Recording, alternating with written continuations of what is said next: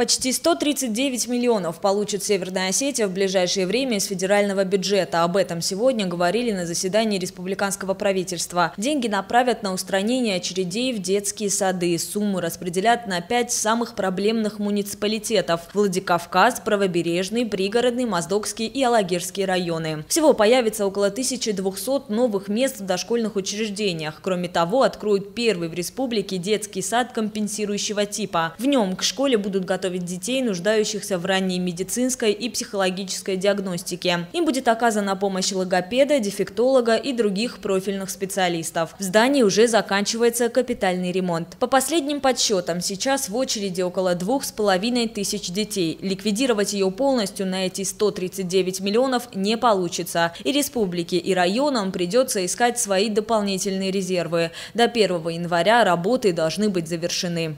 Несомненно, помимо указанных средств необходимо еще мобилизовать все имеющиеся ресурсы в республике, необходимо поддерживать частные дошкольные организации, потому что нужно использовать все виды, все формы дошкольного образования.